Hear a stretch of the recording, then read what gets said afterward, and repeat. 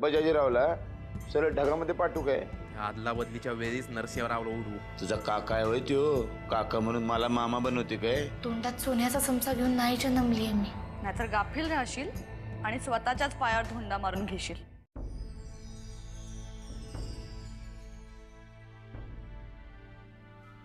वामन दादा, काय ग सुमित्रा? अगं आत ये, अशी दारात काय उभी आहेस? आत ये.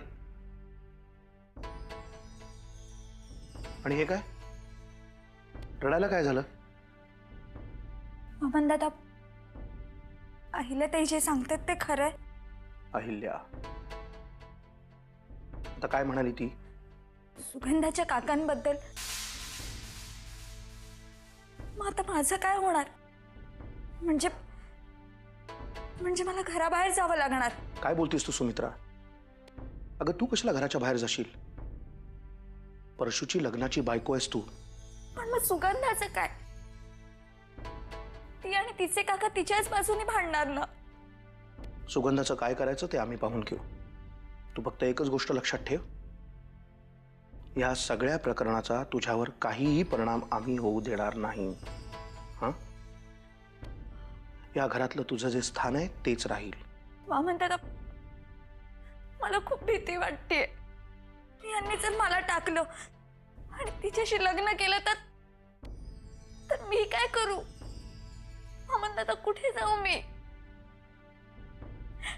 या घराशिवाय आणि तुम्हा लोकांशिवाय माझं दुसरं कोणी नाहीये हो. अगं असं काय करतेस सुमित्रा? परशू लाख दुसरं लग्न करेल, आम्ही करू दिलं पाहिजे ना. हा, तुझा आमच्यावर विश्वास आहे ना? आहे ना?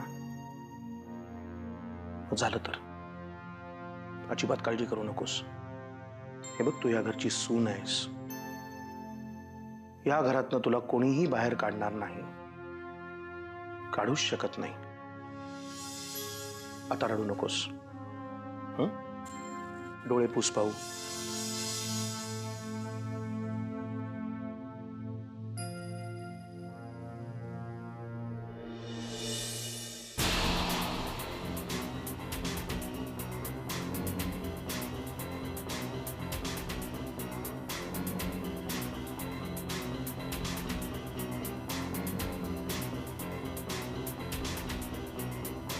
माझं काही खरं नाही, कारण मी काकीला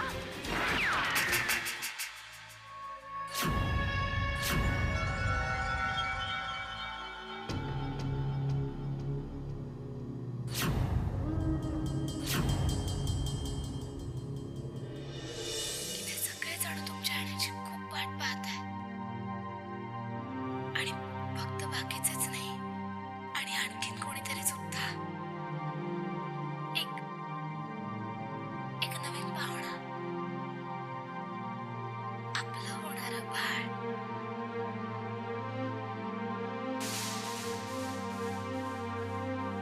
हा काली ग्रुप लीडर म्हणून कसा आहे? कारण सतत तो तुम्हा सगळ्यांपासून काहीतरी लपवत असतो असं मला वाटतं.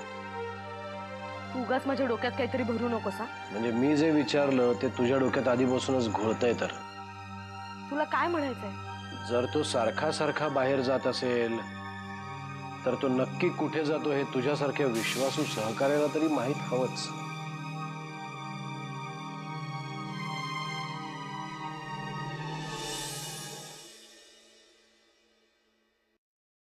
जानकी, अगं किती वेळ?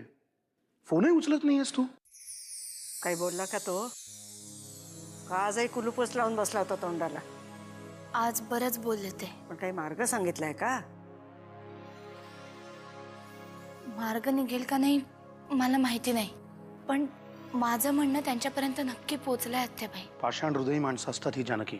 असं जर म्हणणं त्यांच्यापर्यंत पोचत असतं ना तर इतकी माणसं मारलीच नसती त्यांनी. वामनदादा, त्यांनी आधी काय केलंय मला नाही माहित, पण माझं कुंकू हाच माणूस परत मिळवून देणार एवढं नक्की. तुझ्या हे बोलण्यानेच केवढा धीर येतो ग जानकी. आत्याबाई, फक्त मनाला धीर मिळावा म्हणून नाही करते हे मी यांना परत मिळवणारच. पण त्याच्या आधी घरातल्या काही गोष्टी सुद्धा आपल्याला मार्गी लावल्या पाहिजेत. सुगंधा आणि तिच्या काकांबद्दल काही विचार केलाय तुम्ही? नाही, अजून काहीही उपाय सुचलेला नाही. उपाय आहे.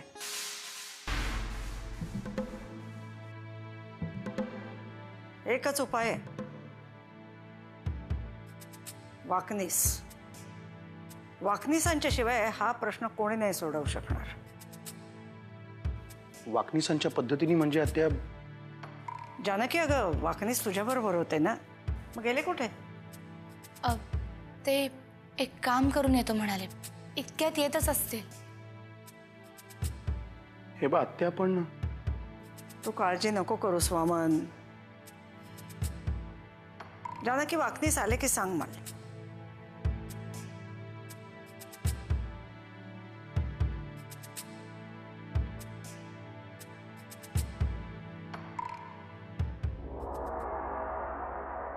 वहिनी साहेब, बरं झालं वाकनीस काका तुम्ही आलात. मला तुमच्याशी थोडं महत्वाचं बोलायचं होतं. तुम्हाला महत्वाचं काय बोलायचंय मला माहिती आहे. मी आत्ताच आत्याबाईंशी बोलून आलोय. वाकनीस काका, आता तुम्हीच सांगा काय करायचंय ते. जे काही घडलं त्याच्यामध्ये आपण सुगंधाच्याच बाजूने आहोत, पण तिचा काका, हे काय प्रकरण आहे? प्रकरण काहीही असलं तरी ते निकालात काढणं ही जबाबदारी माझी. वाकनीस काका, तसं झालं तर खूप बरं होईल. आपल्याला कोणावर अन्याय करायचा. अन्याय झाला तरी चालेल. ज्याला जी भाषा कळते त्या भाषेतच बोललं पाहिजे. सगळ्यात पहिल्यांदा हे शोधून काढलं पाहिजे की हा काका कुठून आला ते. जे काही असेल ना ते संपवून टाका एकदाचा. म्हणजे चांगल्याच मार्गाने. आपल्या पाठीमागे व्याप काही कमी नाहीये. ज्या क्षणी हे प्रकरण माझ्या कानी पडलं त्या क्षणी ते संपलंय असं समजा. यापुढे जे काय होईल त्याची जबाबदारी माझी. आमच्या डोक्यावरचा भार कमी होईल. खरं तर हे सगळं प्रकरण माझ्या खूपच उशिरा कानी पडले. तर एव्हा तो काका गावी शेती करायला गेला असता. म्हणजे आता आम्हाला कोणाला काळजी करण्याचं कारण नाही तर? नक्कीच. अरे हो, मी महत्वाचा निरोप द्यायला आलो होतो. आत्ताच मला जेलमधल्या एका अधिकाऱ्याचा फोन आला होता. शिवाप्पाने तुम्हाला भेटण्याची इच्छा व्यक्त केली आहे.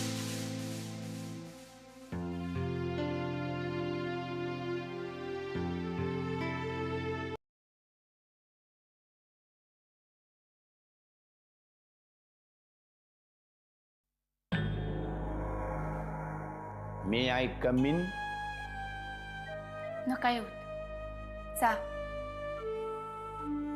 असं कसं बाई बोलताय वहिनी तुम्ही? यावं लागणार आता मला. दादाचं काय खरं नाही. इथंही परत येतोय की नाही कोणास ठाऊक. तुमची काळजी घ्यायला कोणतरी पाहिजे की नाही?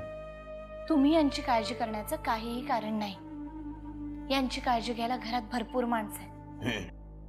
तुम्ही उगीच तुमच्या खांद्यावर ओझं घेऊ नका. आणि तसंही हे ओझं तुम्हाला पेलणार नाहीच आहे. कारण हे पेलायला ताकद नाही, डोकं लागतं. अहो तुम्हाला सांगतो वहिनी, मी या प्रकरणामध्ये लक्ष घातलं असताना तर दादा आत्ता घरामध्ये असता. अमृताच्या वेळेला कसं सोडवून आणलं होतं तिला. कसं आहे, तुमचं डोकं जरा कमी पडते हो, म्हणून दादा अजून अडकलेला आहे. मग जा ना जंगलामध्ये आणि सोडवून आणा यांना. तुम्हाला कोणी अडवलंय का? नाही गेलो असतो, जायला काही नाही. पण मी तिकडे गेलो तर इकडे तुमची काळजी कोण घेणार? पोटूशी आहेत तुम्ही आता. अशा वक्ताला लई काळजी घ्यावी लागते माणसाची. 24 तास मी तुमची काळजी घेणार. माझी काळजी सुद्धा तुम्ही नका करूत. त्यासाठी सुद्धा घरातली माणसं आहेत. तुम्ही फक्त स्वतःची काळजी करा आणि इकडून निघा. ती कसली डोंबलाची माणसं?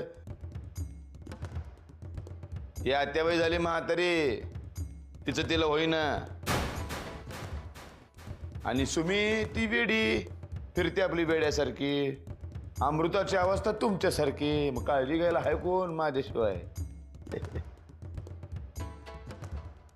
अरे अमृतावर आठवलं म्हणजे बघा, एक प्रश्न विचारू काय? नका विचारूत, जा.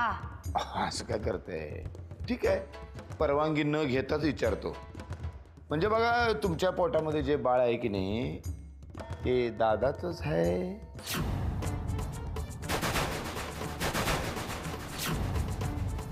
नाही, मध्यंतरीच्या काळात तुमचं आणि त्या आर्यनचं. परशू दादा, जर माझ्या बाळाबद्दल एक शब्द जरी वाकडा बोललात ना, इथेच जीव घेईन तुमचा. निघा. जातो जातो. असं चिडू नका, रागावू नका. या अवस्थेमध्ये चिडणं रागावणं बाळासाठी बरं नाही. जातो जातो.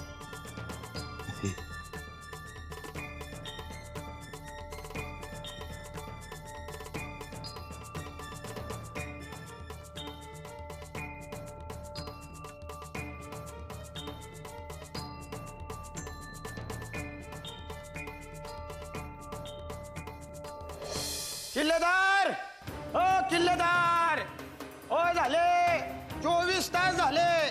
माझ्या पोरीच्या लग्नाची तयारी सुरू केली का नाही अजून? आईला गेले कुठं सगळे? हा, कुठं लपून बिपून बसले ते? इकडं इकडं जा, बोलून आणा घरच्यांना. आता बोलवताय का? तुमचं बोलणं चाललं होतं म्हणून थांबलो. झालं बोलून? कोण रे बाबा? हे बघ, मला घरच्यांशी बोलायचंय. बोलव त्यांना.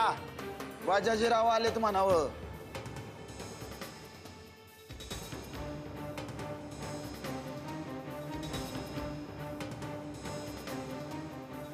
मी या घरच्यांपैकीच एक आहे. पद्माकर वाकनीस माझं नाव. नरसिंह किल्लेदार साहेबांचा PA. बसणार? ठीक आहे, उभ्यानंच बोलूया. काय प्रॉब्लेम आहे? मला असं कळालं गेले 2 दिवस झाले तुम्ही या घरामध्ये येऊन आरडाओरडा करताय. हे बघा, असाल तुम्ही साहेबांचे PA आणि प्रश्न आरडाओरडाचा असेल ना, तर माझ्या पोरीच्या आबरूचा सवाल आहे. तिच्या आयुष्याची माती केली परशू साहेबांनी. कोणता माप गप असेल सांगा ना मला. ठीक आहे, जे झालंय ते आपण बोलूया, मग ठरवू काय करायचं ते. उगाच आरडाओरडा कशाला करताय? काय करायचं ते ठरवूया म्हणजे? नाही नाही, माझ्या पोरीचं लगीन लावून द्या परशू शेठ बरोबर, त्याशिवाय गप नाही बसणार मी. हा, टाळी एका हाताने वाजत नसते बाजाजीराव, कळलं ना? म्हणजे म्हणजे काय म्हणायचं काय तुम्हाला? जे काही झालंय जे काय झालंय ते झालंय. आम्ही सगळं व्यवस्थित करू सुगंधाचं. तिला अशी वाऱ्यावर सोडणार नाही. नाही, हे मला मान्य नाही. तिचं लगीन लावून. बाजाजीराव, शांतपणे सांगतोय, ऐका. का उगाच स्वतःचं घोडं पुढं दामटवताय? तिला सावरण्यासाठी आम्ही मदत करू, तुम्ही काळजी करू नका. आल्या पावली गावी निघून जा. हाव, पण तुम्हाला बऱ्या भाषेत सांगितलेलं कळत नाही?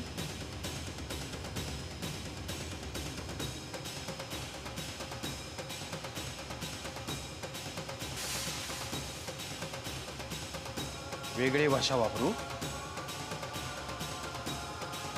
तुम्ही काय धमकी देताय होय? धमकी? धमकी कसली देणार? आपण कोणाच्या घरामध्ये उभं राहून हे सगळं बोलतोय हे कळतंय का तुम्हाला? या क्षणी जर या घरातनं तुम्ही बाहेर नाही पडला तर कोणालाही कळणार नाही तुम्ही कुठे गेला आणि कसे गेला. या कानाची त्या कानाला खबर सुद्धा लागणार नाही.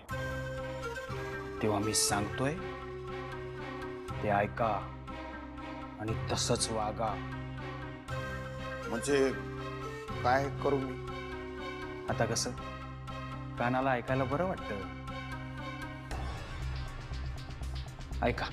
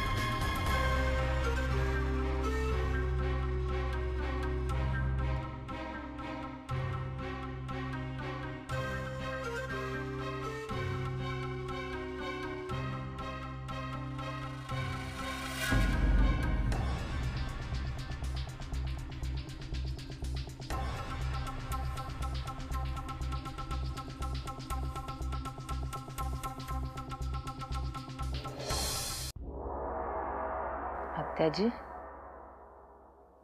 जानकी दिसली नाही सकाळपासून.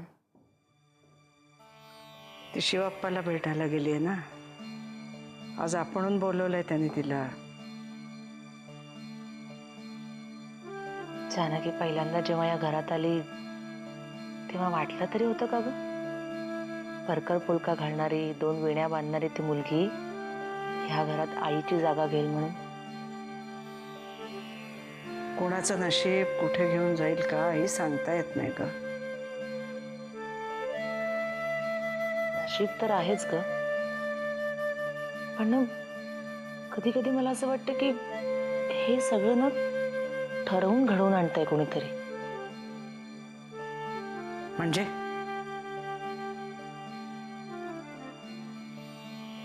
म्हणजे बघ ना आत्याजी, अगं बाबांचं वय काय, जानकीचं वय काय, दोघांची आर्थिक सामाजिक परिस्थिती इतकी वेगवेगळी आहे, तरी सुद्धा आज हे सगळं असं आहे. परमेश्वरानेच घडवून आणलंय हे सगळं. एवढ्या बिकट परिस्थितीत सुद्धा एकटीच लढते बिचारी, आणि ते सुद्धा तिची अशी अवस्था असताना. आत्याजी, मला खरंच जानकीचा अभिमान वाटायला लागलाय ग आता. अभिमान वाटावा अशीच वागतीये ती. पण मला तुझा सुद्धा खूप खूप अभिमान वाटतो. माझा? मी काय केलंय? बघ ना, जानकीच्या आधी तुझं बाळंतपण होणार आहे, पण तुझे लाड तर राहिले बाजूलाच. सारखी आपली काळजी आणि नुसती काळजी. पण तरी बाळा तुझी काही तक्रार म्हणून नाही ग. आत्याजी, अगं सध्या आपण सगळेच इतक्या टोकाच्या परिस्थितीतून चाललोय ना की तक्रार करायला वेळच नाहीये माझ्याकडे. पण होईल सगळं नीट, माझी खात्री आहे. जानकी करेल बघ सगळं.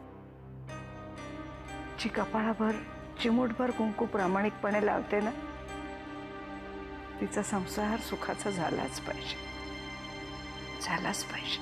मग माझं काय चुकलं ग आत्याजी? आर्यन का मला एकटीला सोडून गेला?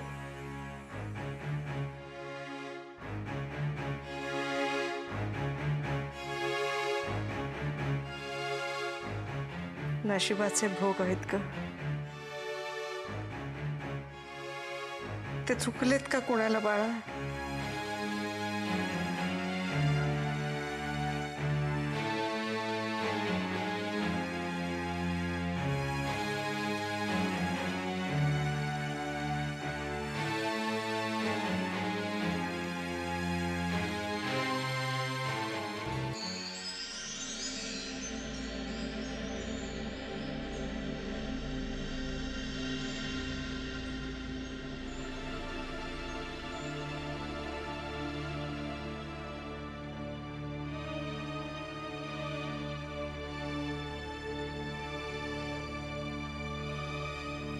तुला आश्चर्य नाही वाटलं मी तुला परत इथे बोलवून घेतल्याचं?